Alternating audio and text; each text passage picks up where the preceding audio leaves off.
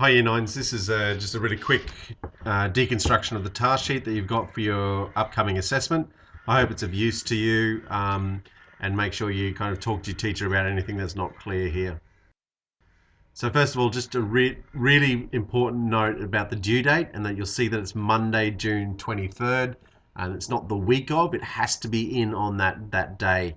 There's no wriggle room around that, and I'm going to be really strict about extensions for this one as well, just because it's the last week of term, and we don't have any opportunity for you to be late in handing that in. So what's the task? You're going to be doing a multimodal presentation, and we'll talk a little bit later about what that means to be multimodal. And in that, you're going to be analysing the themes in a speculative fiction text. That speculative fiction text itself could be a number of different things that your teacher will talk to you about. It could be a short story, a novel, it could be a comic, or it could even be a movie. But your teacher will talk more about what it is that you're able to do. So I know that some classes are focusing on the novel that they've read in class up to this point in time. Others might be looking at a film. Others might be giving a bit more choice.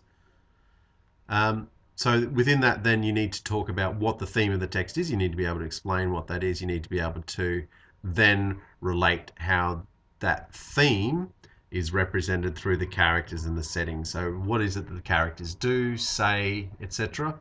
That builds up that theme, and what about the places and concepts and ideas that are there within the settings as well. Thirdly, then you're going to be looking at the aesthetic features in the text. So that means you're going to be looking at the different things within those specific text types that help contribute to the theme. So if you're looking at a movie, for example, you might be looking at music, sound, lighting as ways to help portray that theme. If you're looking at a written text, it might be around the use of symbolism, figurative language, etc., that are used to help make that theme clear to the audience. So in the introduction, you're going to give your reader some brief background to the text, what the text is actually about, and you're going to make sure that that's really quite brief, and that you don't kind of spend too much time on that. It's important that in the body of the thing, which we'll talk about in a second, that you don't just recount what's in the story. They actually need to be looking at what the messages are for the story.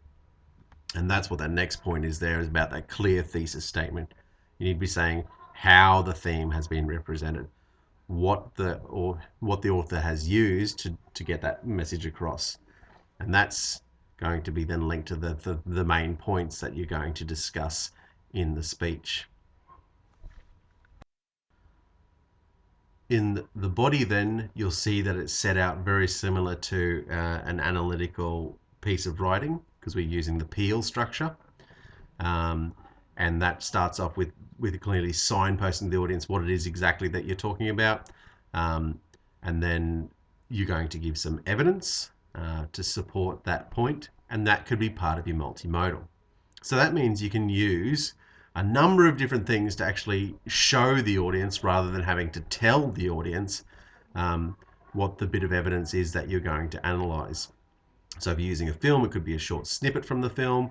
It could be just a still image that you want to analyze. It could be a quotation from the text, or a piece of dialogue from a film as well. The next important part is the elaboration. What does the evidence actually show that's going to prove your point? What is it about that? What analysis can you make about that gives us an idea of what the author was trying to get across? How has this helped represent the theme of the text? Finally, you want to try and link those ideas together to show how it's the combination of points that help represent that theme.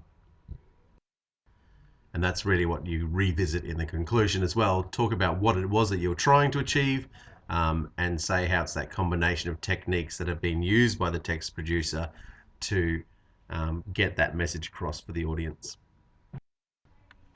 Within the language features, then it's quite a formal piece of work, because you're doing an analysis.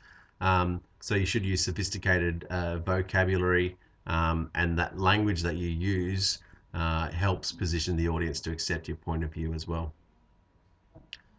It's really important that you practice your speech and to give it, a lot of time in rehearsal, because the more confident you are, the more you are manipulating your audience. You also need to modulate the pace and the pitch and the pause of what you're saying to try and keep your audience interested. There's nothing worse than listening to somebody who's speaking in a monotone who's really boring, because you're not going to listen to what they actually have to say. And that's then combined with the use of gesture and eye contact. You want to be able to maintain that relationship with the audience, so you need to be able to be looking at them, not just looking at the back wall, for example.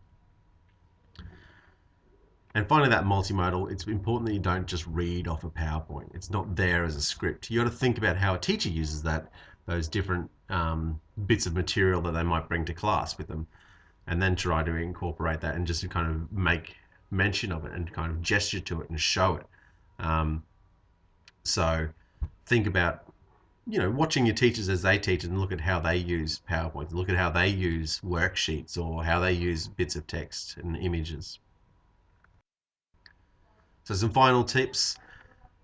I can't stress enough to look through the unpacked criteria. I haven't included it in this video presentation, but it's on the task sheet and it steps out exactly what the requirements are for you to do well on this piece of assessment. The notes and the worksheets that you do in class are all directed to help you in what you have to do for this assessment. So make sure you're keeping them all in a place where you can find them again, and then actually refer to them when you're coming to do your assessment. When you come to doing your drafting, make sure you check for understanding as you go along. Check with your teacher, am I on the right track? Is this right? So that you don't finish your draft, hand it in, and then find you've done it all completely wrong. And finally, when you do get your draft back, use the feedback from the task to fix up any errors that you have. Too many times this year we've seen year 9s who have not done anything with their drafts since they got them back and then handed in pretty much the same thing. You've got to be able to fix up those things, because we're trying to improve your grades by doing that. So year 9s, I hope that's been of some help for you. And once again, if you are struggling, make sure you get along to the tutorials on Tuesday afternoons. Talk to your teacher about what it is that you have to do, or failing that, you can always come and find me in B4. Okay, good luck guys. See ya.